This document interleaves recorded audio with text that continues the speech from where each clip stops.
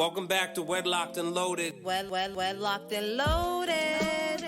You women. Do not lump us all in one category. So you girls, and lie and stretch the truth and try girls, to get us jammed up. First of all, I'm a whole ass woman, right? Think about no that. No disrespect. Sounds like it to me. So why can't y'all, what is it with men that they just can't walk away? Depends how good it is. You don't want to give that away. The following conversation may contain material that may be triggering and traumatizing to some of the audience members. We just wanted to give you a warning before continuing this discussion. Greetings, everyone. New episode of Wedlocked and Loaded. Daniel Laurent here. And I am Leah Nicole. And we are back. Hope everyone has had a productive week, peaceful, healthy, all that good stuff. Again, a lot's happening in the world. We are losing a lot of people, a lot of loved ones. So just kind of want to put out peace and blessings, love and light to everyone. Thank you for the follows and shares and comments. We appreciate it. So, yes, we do. We had a thing last week. We had a little bit of a thing. And we wanted to kind of recap it and, just kind of talk about it. Maybe a overview / behind the scenes / all things. So just for context, there was a screening and a panel last Wednesday at Hibernian Hall in Roxbury. Mm-hmm. And it was a 3-hour event. Mm-hmm. It was free. Mm-hmm. It was a screening of the film Cry For Me that you all have definitely heard us talking about. And it's a 20-minute short film about domestic violence, sexual abuse. Stars Leah and myself. I wrote the song and wrote the script and co-directed it. And I wanted to put together a panel of people to add some context and facts and layers and just open up the conversation a little differently. And also that provided some resources. Yes, absolutely. The resources was paramount. And I think, with a film similar to a book, similar to music, it's art and it's interpretive. And so, people could watch the film and kind of just go home and hopefully have discussions or maybe gain some coverage or insight to make changes in their situation or help a friend or family member, what have you. But I think the panel just kind of opened it up in a real different way. So shout out to the panelists. I'll start with ladies first. You had Laverne Gordon, Shakira Robinson, Cynthia Bazer, I believe you pronounce the last name. She's from Casamyrna. And then on the male side, we had Alex Edwards from Thumbprint Realty. We had Don Core, the Don Firearms. And we have Rob DeMeo, who does a lot of work in DV advocacy, is also substance recovery. Mm-hmm. He's a recovering addict and leads with that and wants to use his story to help and inspire others and get them on their road to sobriety. Jeff Two Times, my guy, was definitely holding down the soundtrack for the night. You had 10,000 Fearless that was present for peace and just kind of maintaining traffic flow. You had Michi doing the libations, created 2 custom drinks for the night, Cry For Me and Wedlocked and Loaded. You had Lobster King, who had lobster sliders and Rasta pasta and chicken sliders. And you had Soulful Persuasions. She had mushrooms Parmesan stuffed mushrooms and orzo pasta salad. Those were our vegan options. Yes. And I feel like Contour Creations did the setup and just made it. Well, we'll get into that in a second because I want Leah to give insight on that. And I feel like, is there anyone else that was involved that I might be missing? Java with Jimmy did an impromptu kind of Java live and interviewed us, and it was really dope. Lot of. Did we talk about our moderator? Did you give a shout out to our moderator? Yes, Carmen. Jeez Louise. So Carmen, Heal with Carmen. She does a lot of health and wellness. Also a survivor, very public with her story and trying to inspire and, just give light, so shout out to her. My deep apologies. So this was the event, so started with the screening, opened it up to the panel. We also have raffles, really awesome prizes, everything from, Puma swag, actual sneakers, firearm safety training, books from Alex Edwards, books and sweaters from Laverne. Mm-hmm. Also, there was a domestic violence survivor that I met a few weeks back, and she actually makes T-shirts with affirmations on them, and wanted to definitely get some of those and raffle them off.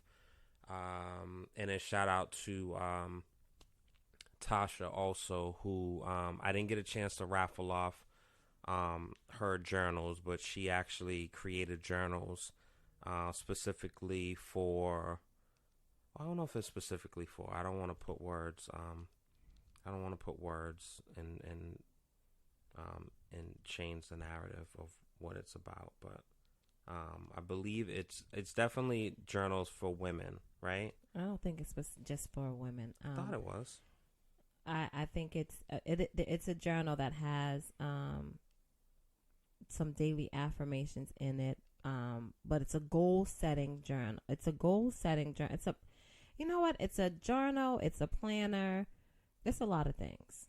Yeah, but the idea is to write in it, to become inspired by some of the affirmations, and also set your own goals. It's something that can be used as a reflective piece. Right. And it's called Surviving to Thrive. So she was very gracious to drop those off. I just was kind of in go mode, so there was just a lot happening. But, the gesture is there, and I definitely wanted to give a shout out. So, anyway, so the event happened. There was some technical difficulties, and, well, I guess, you know what, before that, I mean, how do we want to frame? Do you want to start strictly from there? Do you want to, like, when the actual event started, or you want to talk about before the event? Like, how do you want to frame it? We can do it whatever way you want. I don't think, I think it's really important, right? Because it sounds like you are going to initiate this conversation on somewhat of a negative note. Event was really well attended. People had a lot of positive words, and I think genuine words. Mm-hmm. A lot of times you go to events and people are, just kind of like, oh my God, such a great job. Oh my God, it was incredible. And it's like, but I think it was just very, very intentional from start to finish. Absolutely.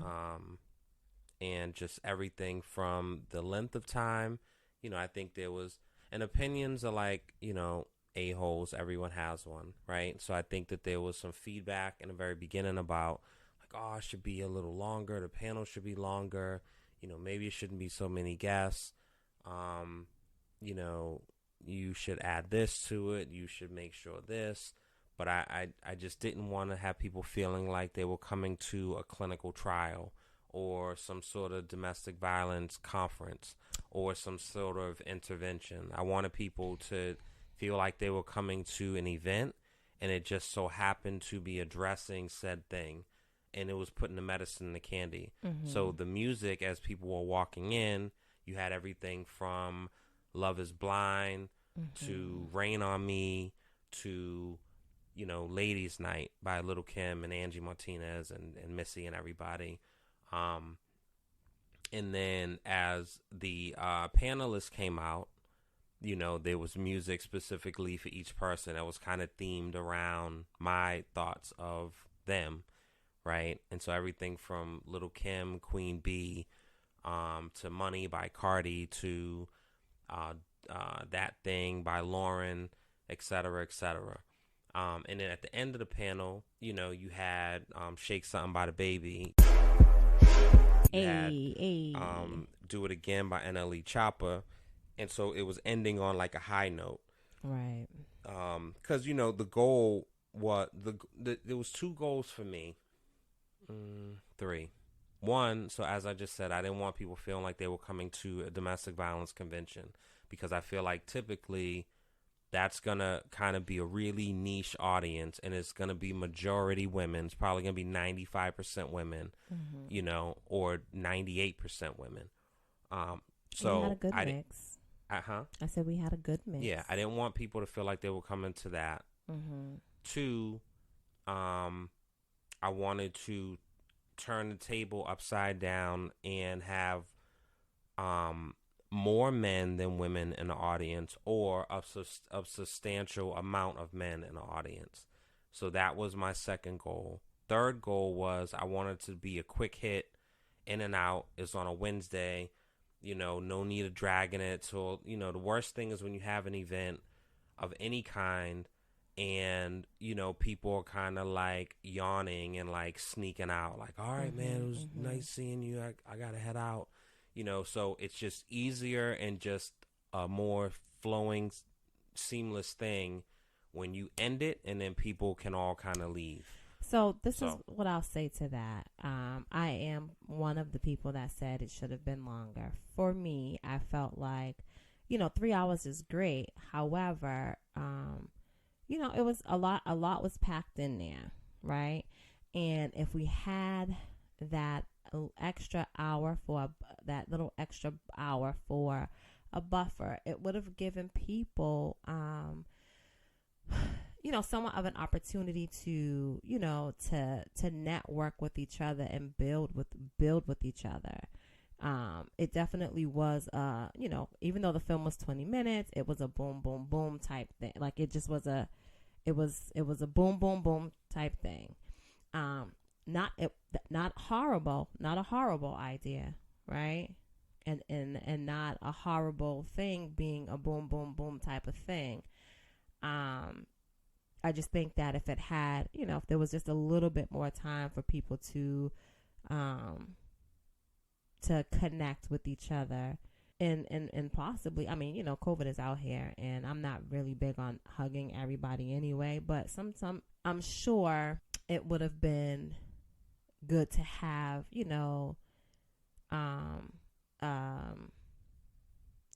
some type of decompressor after. And I know what we had planned initially, and that didn't go well. However, that, life goes on, and the show goes on, and it did. But it just would have been nice to have that decompressor after.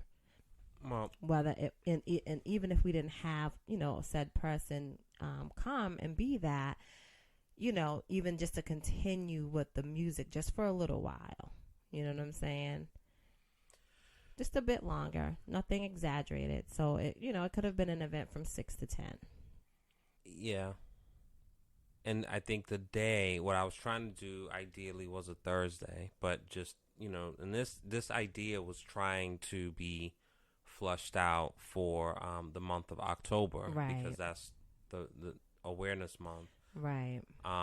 But it works. There just wasn't any days available with that, and then also, two of the panelists that I really wanted to make sure that were involved, just because of their work every day, they were like just extremely crazy the whole month. Yeah, they were in the thick of it. But I think this, and it's something that our moderator Carmen had said, yes, October is DV Awareness Month. It's also a month of other things, right?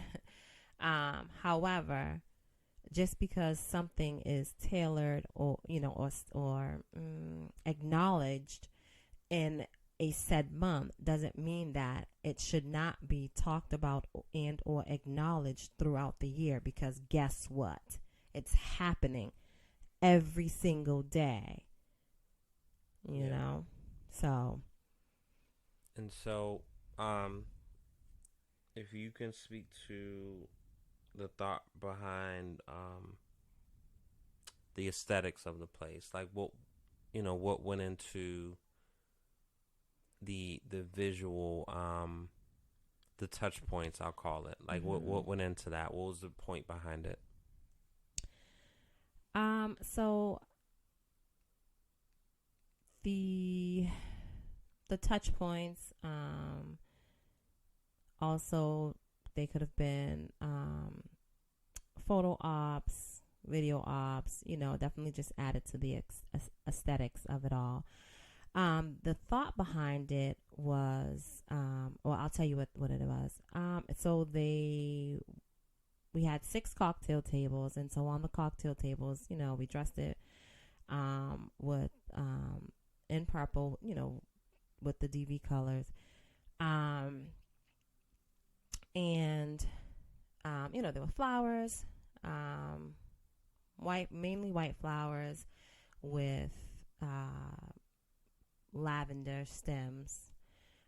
But underneath that, there were mirrors, there were markers placed strategically around the mirrors, on the tables, and with silk rose petals as well. And so the idea was to write on the mirrors some positive words of affirmations, or just even some encouraging words, something that helped you or something that can help another. And the idea was, if you wrote something, you needed to actually reaffirm it and read it to yourself or out loud. There were also larger mirrors that were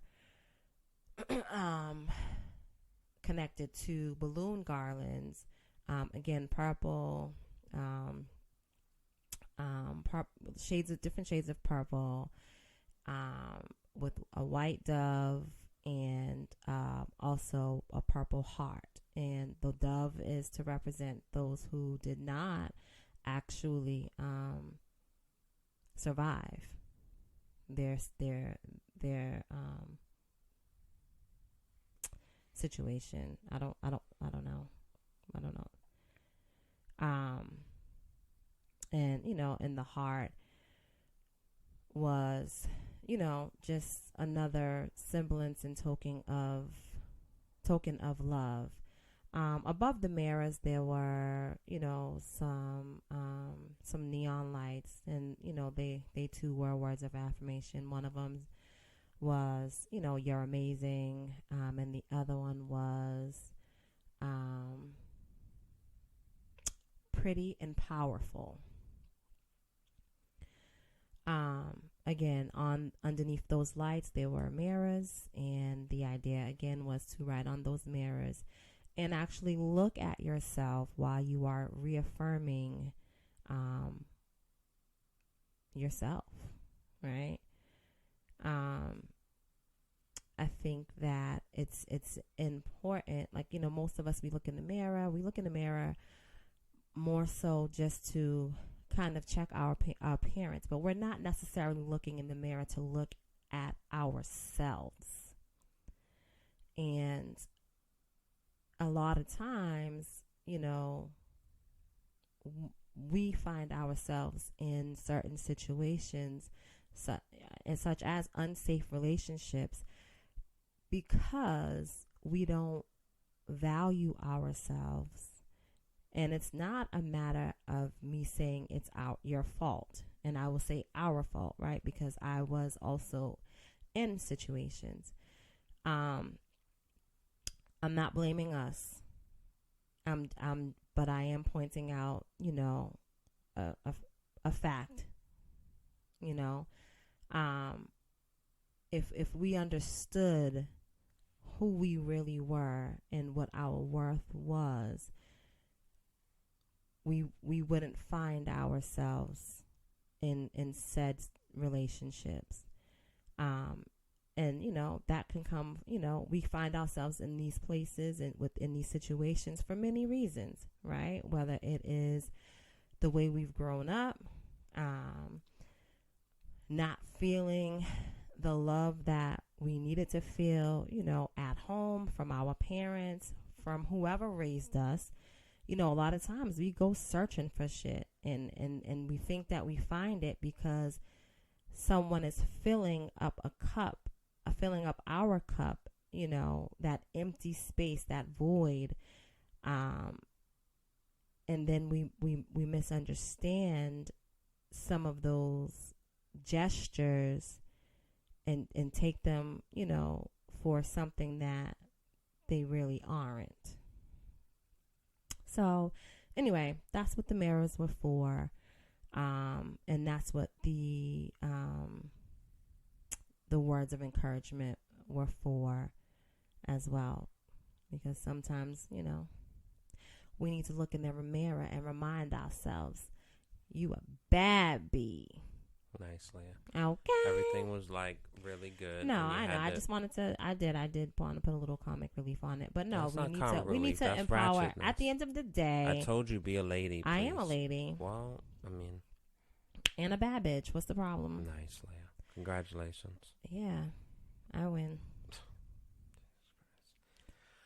But and so I saw people wrote on the mirrors. Yeah, they did. They wrote on. I don't know if they, recited what they wrote, but they definitely wrote. That's dope. And it was dope. They wrote on the petals. They did. They wrote on They wrote on all the things that they were supposed to write on.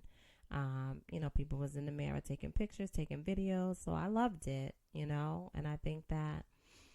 Did you cry? I did not cry. What am I going to cry for? Because of the beauty. That's why. Are you heartless? I'm far from heartless. You know that. I don't, but I'm asking just for the public. I did not cry. No. Well, I think you should have. I think it was beautiful, and I think it was beautiful. Something that you created, people actually, did and caused a ripple effect of empowerment and words of affirmation and all the good stuff. And as a creator, like, it can touch your soul, and you be like, instead of I thought like, it was dope, and coming I was over happy. and nagging me and whatever, you know what I'm saying? I thought it was dope that they did it, and I was happy that they did it, and I'm sure that some, other people that came behind them, whether they were there to write or there to take a picture, they was able to look at themselves and see those positive words, those reaffirming words. So, sometimes that's all it takes, and I'm not saying that getting out of certain situations is just that simple, but we definitely need to believe in ourselves and own our power and love ourselves wholly. What do you feel about, what did you think about the amount of men that were in the room?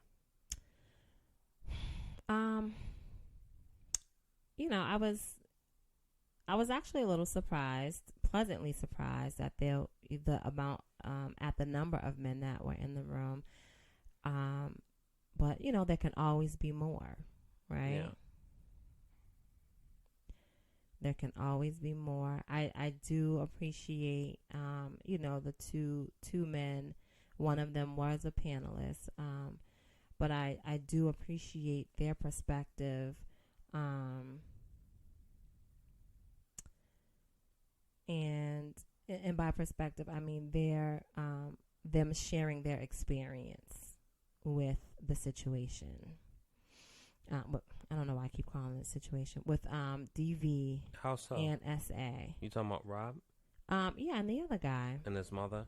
Rob with his mom. And who else? Alex? No. Or Doncor? In the audience. He was in the audience. And he was sexually, what was it, 7 years old? He was yeah, he was sexually assaulted at 7, and you know, he also dealt with substance abuse, and so he was in and out of the home of his child. And you know, when he came back, he, you know, child's mom had moved on, and he walked in on the mom's boyfriend, you know, being handsy with the child, you know, with his child. You know, I kind of heard that, but then I think I was dealing with something, and so I heard it, but I didn't think that I heard it, and so like, how does that play out? I don't know. He said that it was something because he had already spent time in jail, right? So I think I heard him. He say had just something. come out of jail, yeah, when he went back. I don't think that he went back to jail, but I think that you know, a turning point. It was a major turning point for him, right? Because I think as parents, you know, especially if you've gone through something, especially anything traumatic, your goal and your life's work is to try to protect and prevent your child from experiencing such trauma. And I think, you know, seeing that like that that sucks, you know. Yeah, I think for lack of better words. during the film, did you hear like oohs and ahs and all that type of stuff? Absolutely. Yeah, I think I was like going up and down the stairs, and so I wasn't really like there, and I really wanted to see. I actually thought to make an announcement before the film started, but I was like, you know, I don't want to be in terms of what? Huh? Announcement saying what? I'm getting there, girl. Oh, okay. Like I literally was in the middle of I felt like you was moving on to something else. No, so. Leah. Okay, go ahead. So I was gonna make an announcement and ask people, well, two things. One, when the film is playing, like actually, you know, immerse yourself in it. Babe, they was in it. Jesus Christ. I said I was going to make an announcement. Because my point is that there's no need to make that announcement. Leah. But anyway, I'm glad you didn't. Go ahead. Why are you why do you feel the need to? That's how you know I love you. Bullshit. Bullshit? Bullshit? So, we have had screenings before where it was crickets. No. Because people was just kind of watching and not sure what to do and what to laugh at. I'll say this. What to make noise about. Then we had the thing in Coolidge Corner, and that was much more lively, and they were engaged in it. What? So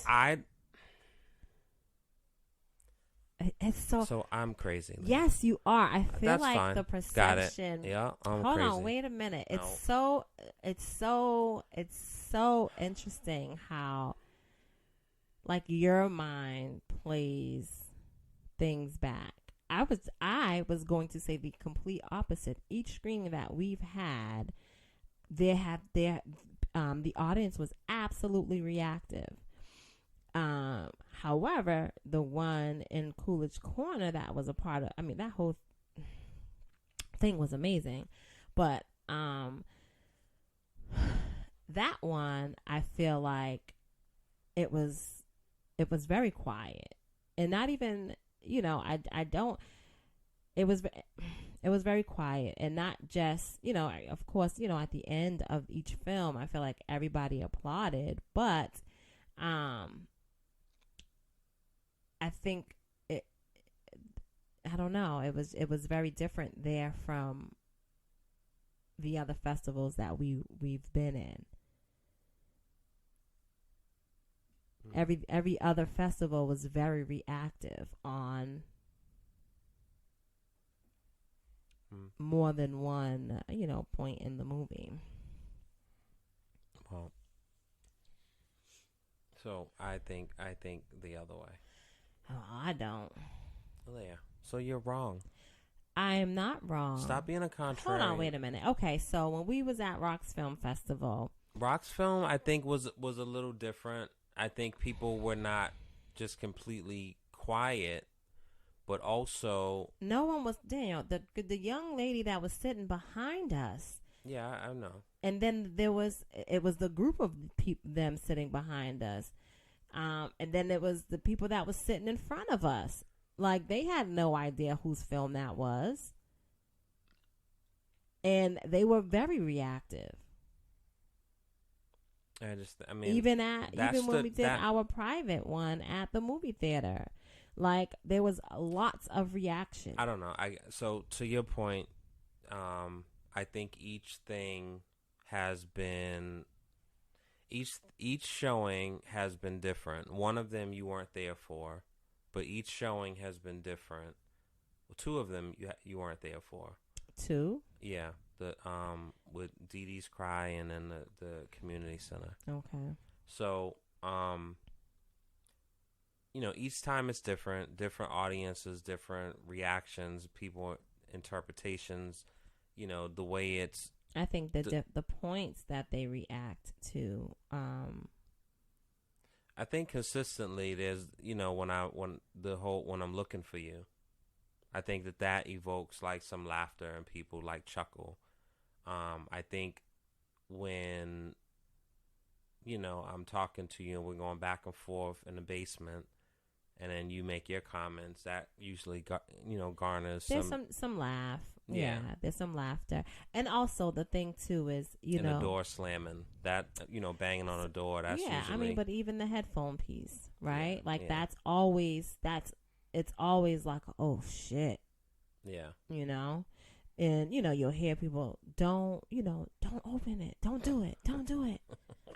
Right? So like, and I think for me, I hear more of the reaction than you do because, I got bionic ears. AKA you're nosy.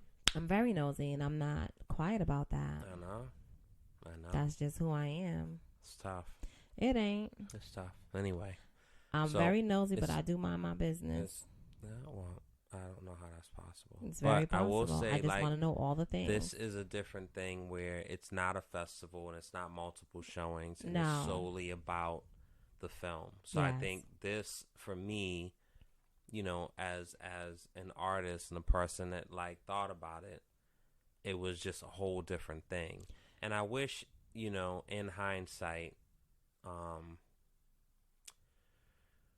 I don't really know the way around it. I think anyone that has done events in any capacity, whether they are the promoter of said event, they are the organizer of said event, they are a vendor of said event, there's just always the things that happen. Just dealing with human beings and dealing with time and Mother Nature and traffic and just racing against time. And it's always something. Yeah. But I just wish that I was more able to be present in that moment, because most of that night to me is a blur. And I remember like little highlights, and this.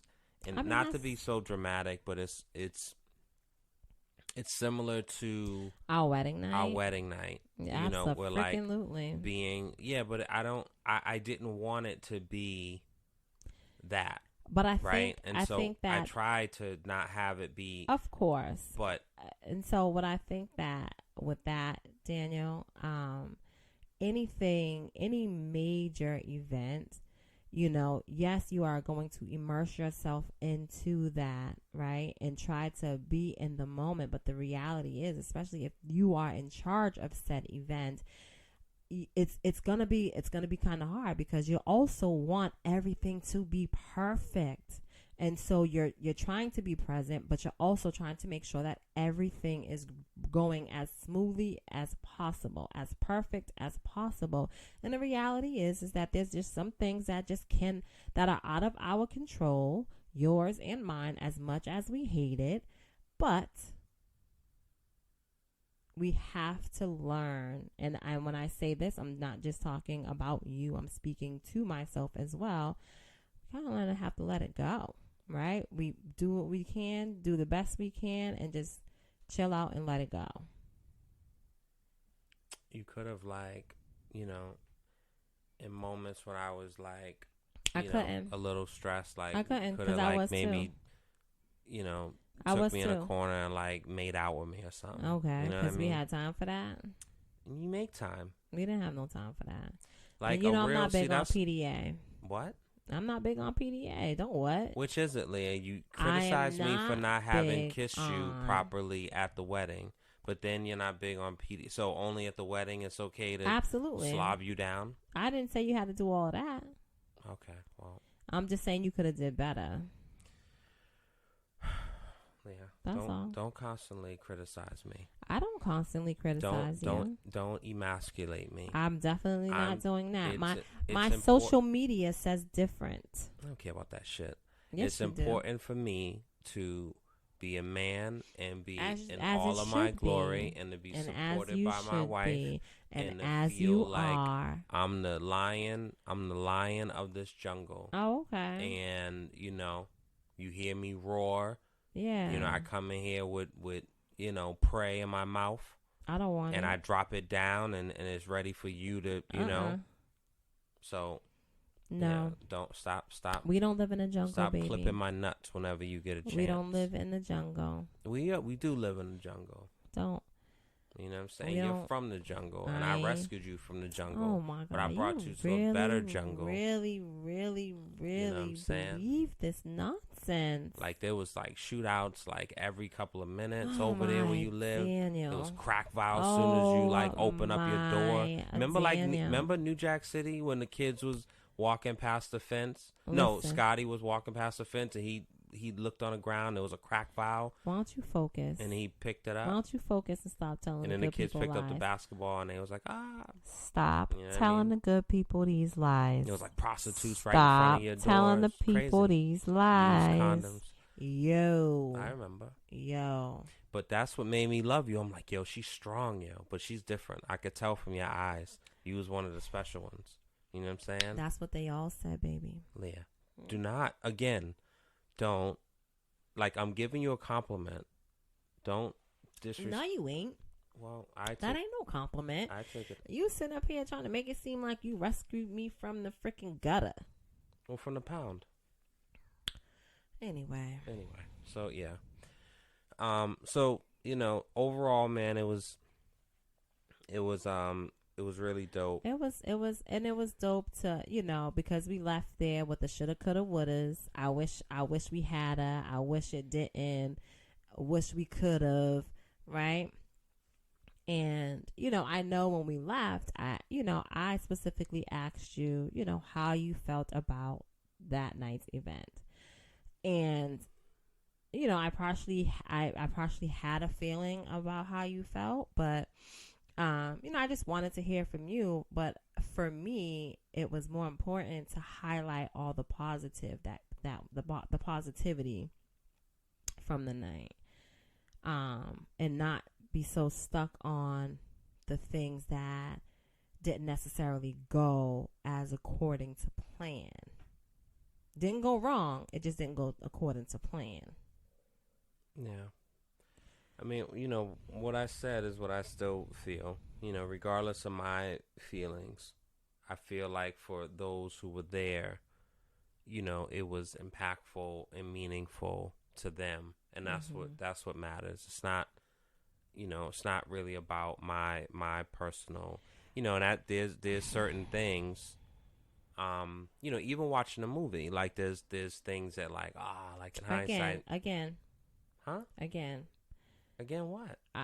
I said let's stick to the positivity. I mean, we can be, because here's what I'll say. This show is raw and uncut. So I receive. Listen, it can be listen to me. No. I think you listen, need to Leah. to me. Listen. You listen, Linda. Leah, listen. I don't need. Listen. Oh Listen. God, Listen. what the fuck? Like, Listen. You ready to listen? No. You should be. Go on, Leah. Okay. Now I forgot what I was gonna say. Perfect. No, it's not. Actually. Oh my God. Okay, I'll let you speak, babe, but go ahead. So I hear what you say about focusing on the positive. However, this show is based on raw and uncut till death do us part. Yeah. Right? So I'm not going to necessarily say A, B, and C, but what I will say is there are, for me, in the way my mind and creative mind works, similar to you when you're setting up something and I tell you how beautiful it is, or how everyone loved blah, blah, blah, and you point out, oh, I wish, I had more blah, blah, blah there. I wish I had more flowers in that vase. And it's like, yo. So I what I'm understand saying that, is. and this is why I'm saying to you. But you don't listen to me when I tell you that. I hear you. Leah, you don't listen to me. To you. Hearing and listening is two different things. I hear you, and I receive you. I ain't the lion. Okay. You don't treat me. You treat me like a cub. I hear you. So when I say something, and I receive you need to hear me. You understand?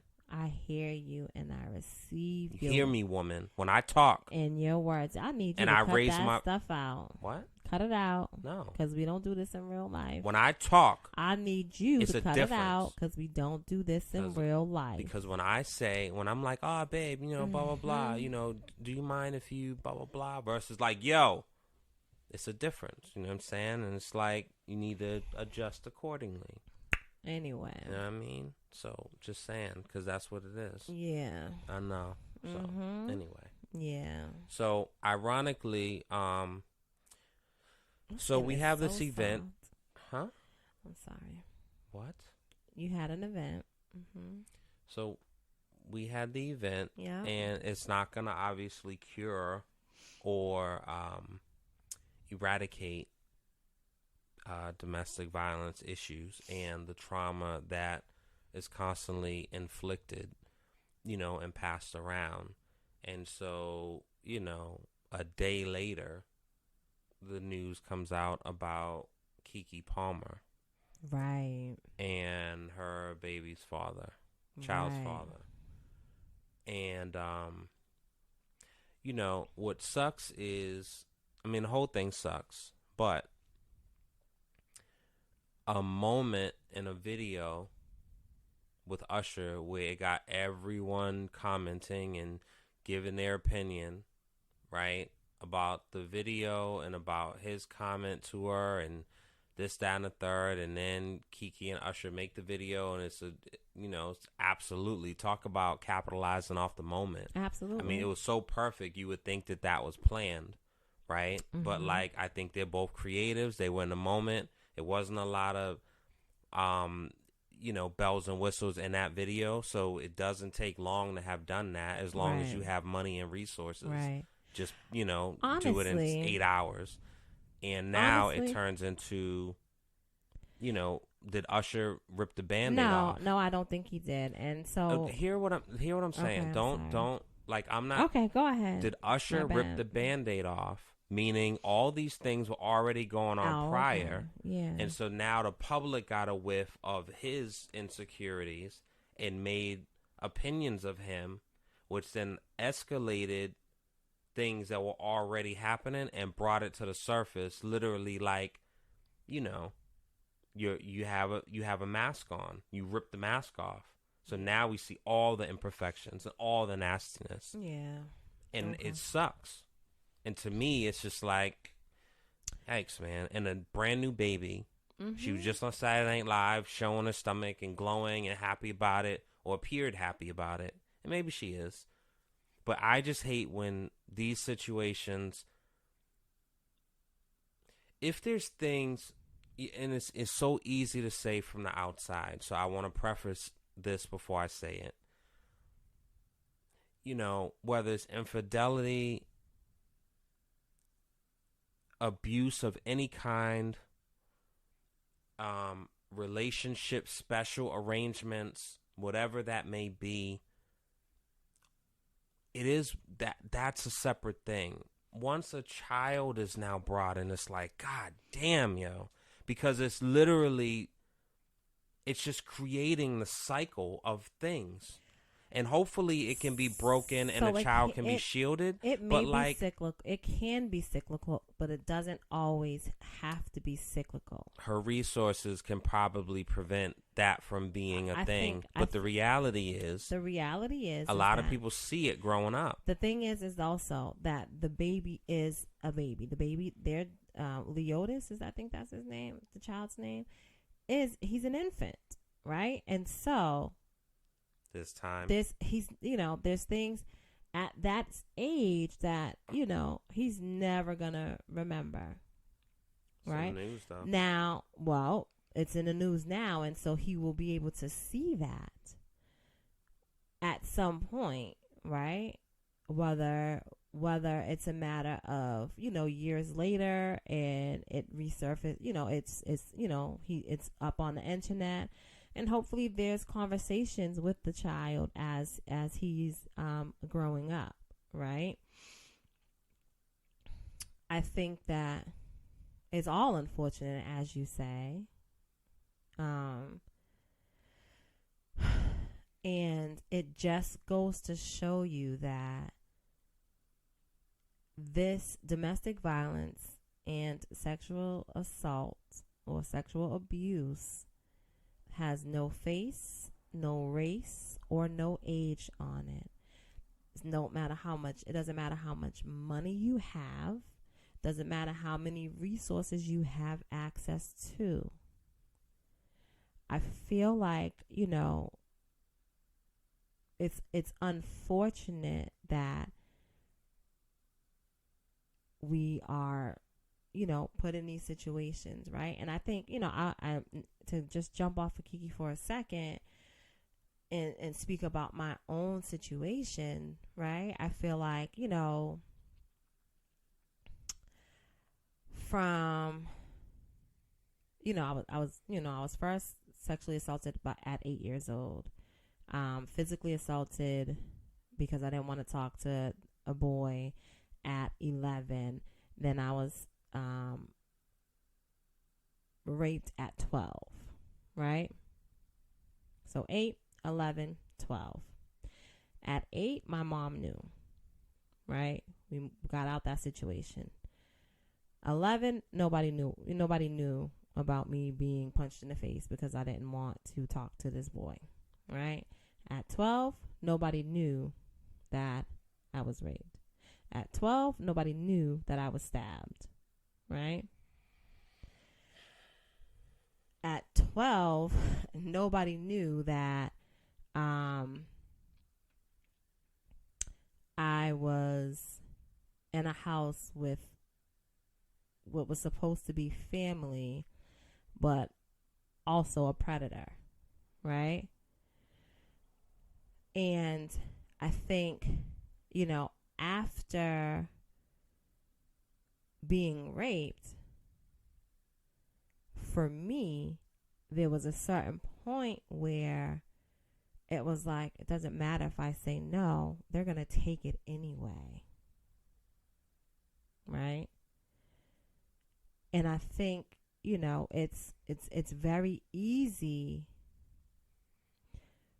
once you have been physically or sexually assaulted / abused, it's very easy to lose your voice. It's very easy to lose your focus. It's very easy to not feel whole.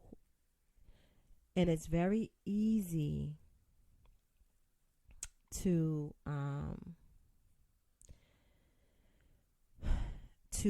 continue to fall victim to these situations. And so just as a note, it doesn't matter your age, your race, or your economic status.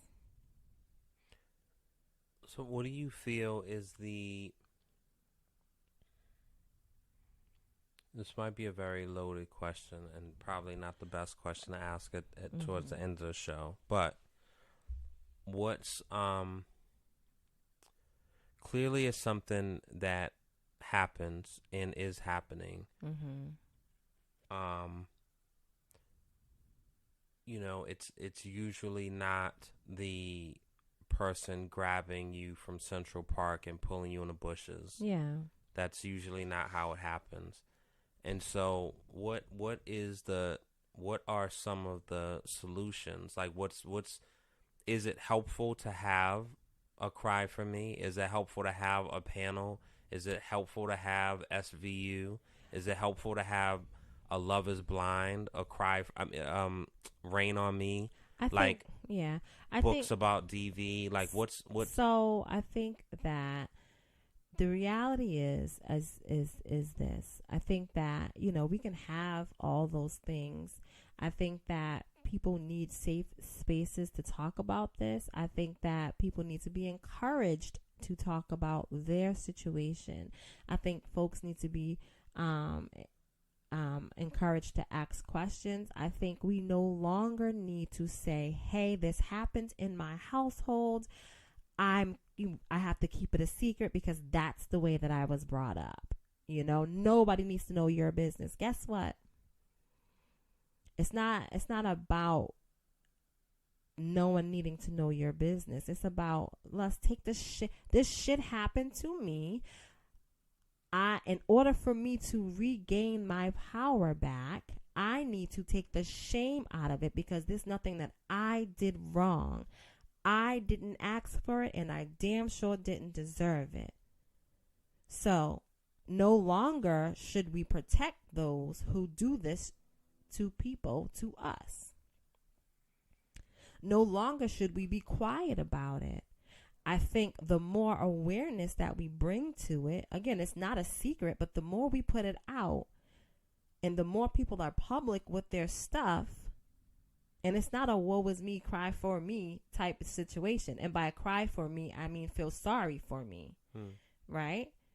It's let's talk about it. Let's take the shame out of it, and let's take our power back, and let's take their power away from them. Because they're going to get off on the fact that, hey, okay, well, yeah, I did that. And guess what? Nothing happened to me. Guess what I'm going to do now? I'm going to do it to somebody else, and I'm going to take it up a level. Right? I have one regret. And my only regret is staying quiet. That's my regret.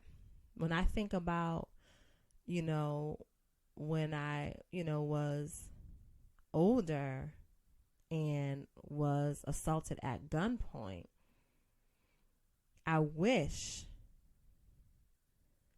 I would have called the cops. I wish I would have said something. But my thought was, damn, he knows where I live. If they do nothing, he will absolutely come for me. Even when he would drive around my crib.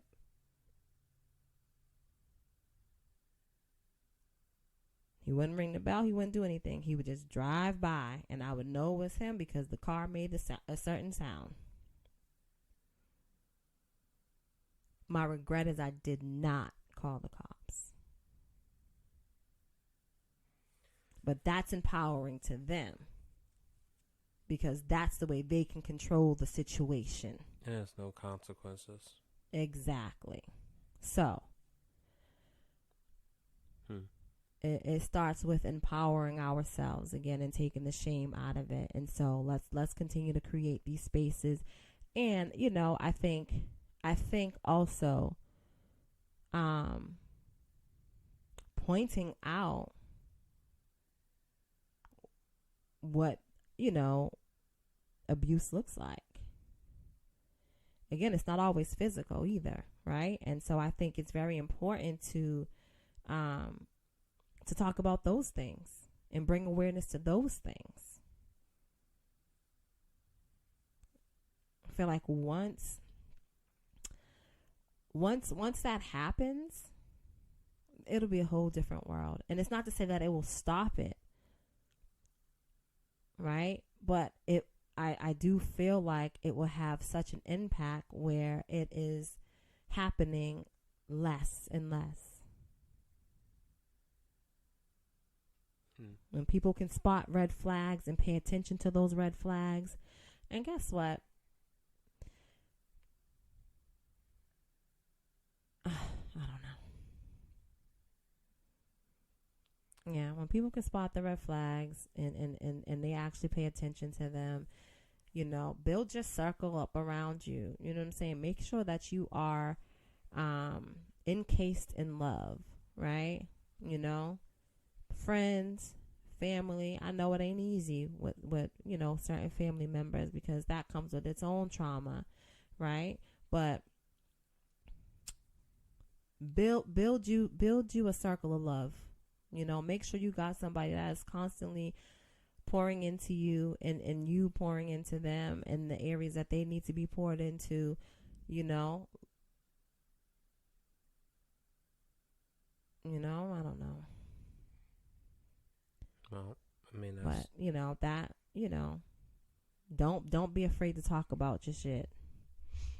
Don't be ashamed to talk about what you're going through, because the sister or the brother that's right next to you might be experiencing the same thing, you know. So isn't that ultimately just trauma bonding? It's not. No, I don't believe that it's trauma bonding. I believe that that is the initiation of healing. Right? Because it doesn't mean that we're talking about our past or current situation. It doesn't mean that we're talking about our trauma and just, you know, the woe is me, the crying about it. It's, I'm talking about it. I'm not ashamed of it. I'm taking my power back, and I'm taking the power away from the individual that is causing this trauma to me. And maybe I have resources for you and you have resources for me. Maybe we can go get some resources together and figure out how we can get up out of this situation together. But it's not a pity session. You know, me saying talk to the people around you that love you and that care for you. It's not about doing it to have a pity session or to trauma bond. It's to just bring awareness, you know, and even in that little thing, you can even, and I don't want to say little, but even in that situation, when you are talking about what your experience is or was, you're building each other up.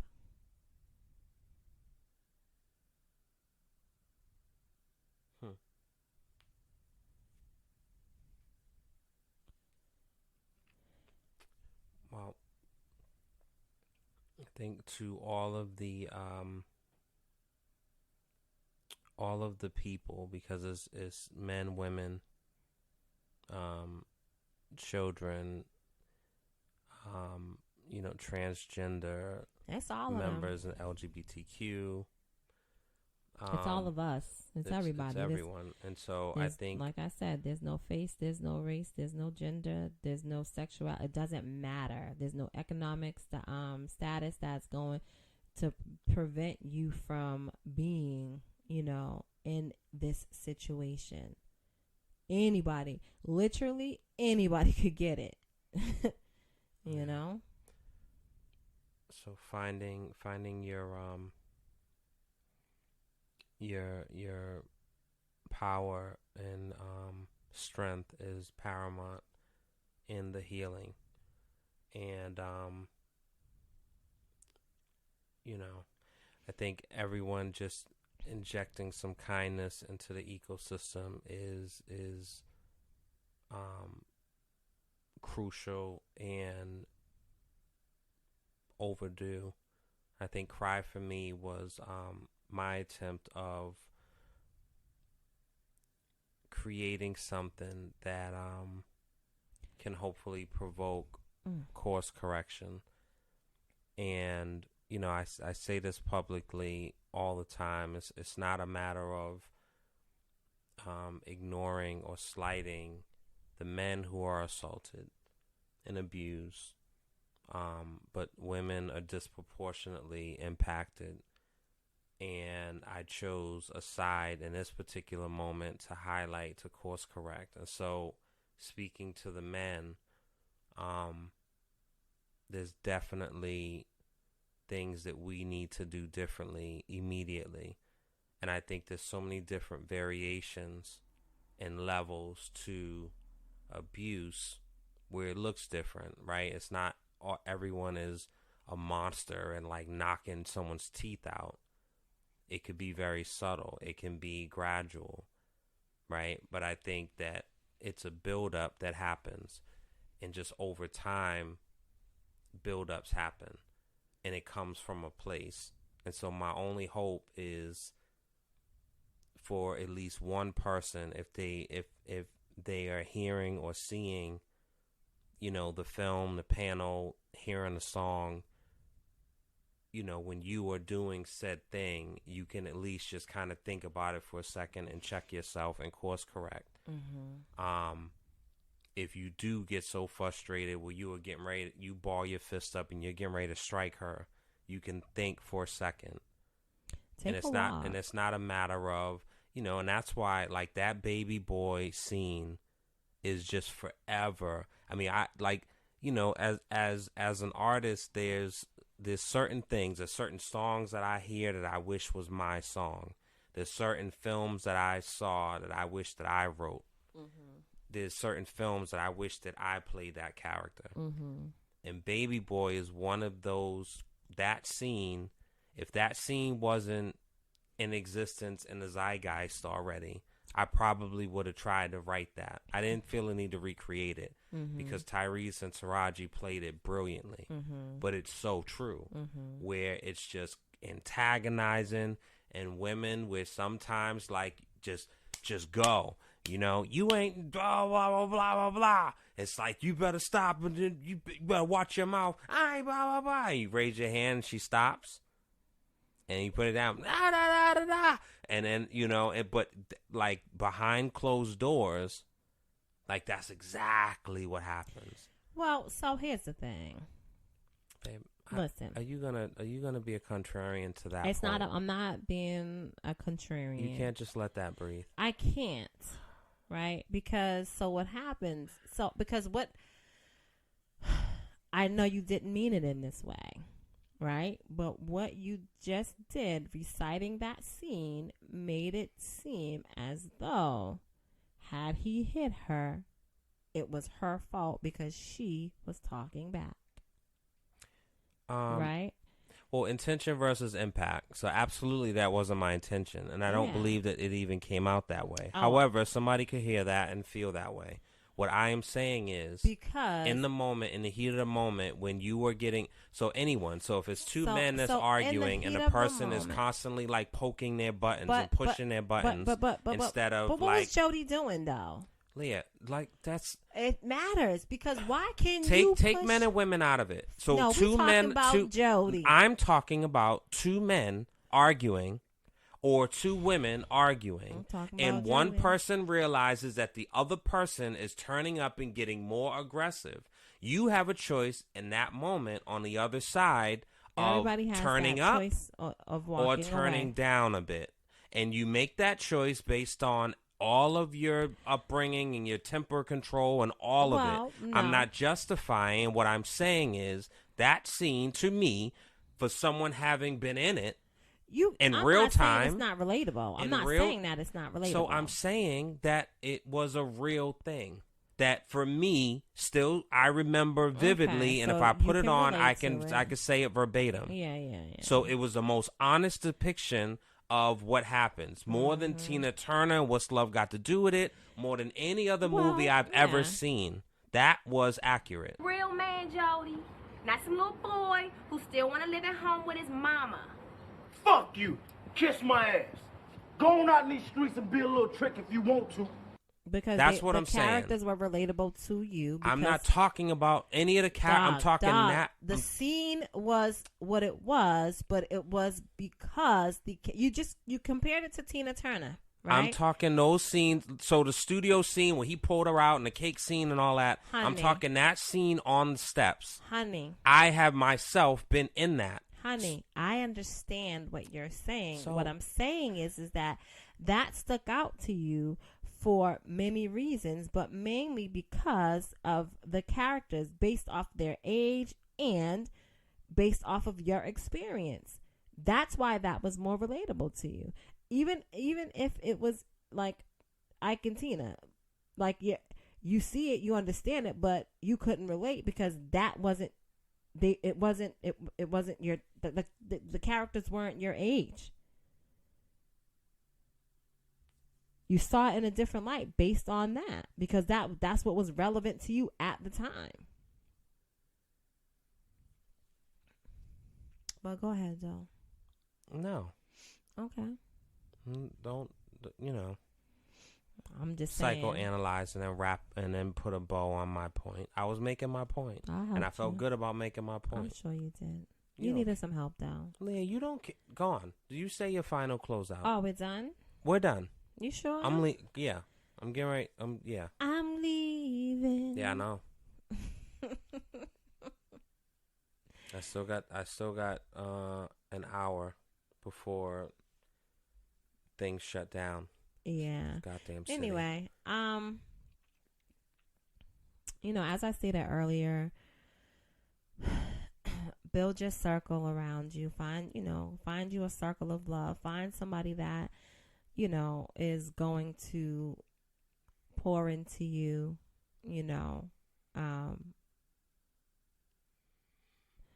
uplift you, and do some healing of your own, whether that's meditation, whether that's reading books, whatever it is. Go ahead and do your soul searching. Stop blaming yourself for other people's actions, and take your power back. And I know it's easier said than done for some, for most, but you got this. Don't let that person or the situation tear you down completely. You got this. You got this. And on that note, we will see y'all next week. Peace, love, and blessings. Please be kind. Be intentionally kind to each other. And be the change that you want to see in the world. And so we'll see y'all next week. Thank y'all for rocking with us. Wedlocked and Loaded. Make sure you follow us. Facebook, Instagram. Go to podbean.com to hear the episodes, download the episode. Definitely feel free to visit your favorite streaming platform, however you hear us.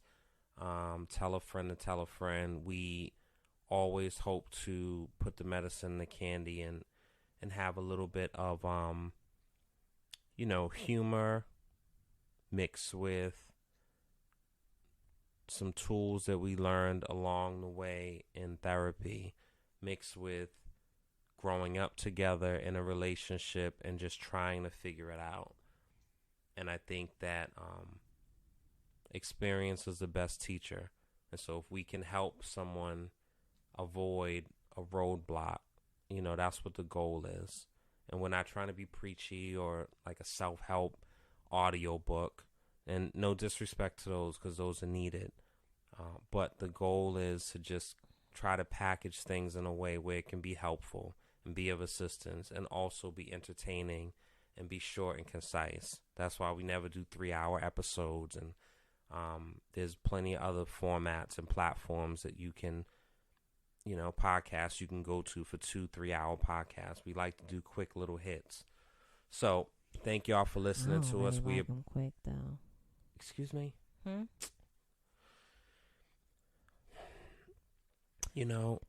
Thank you for listening. We are Wedlocked and Loaded.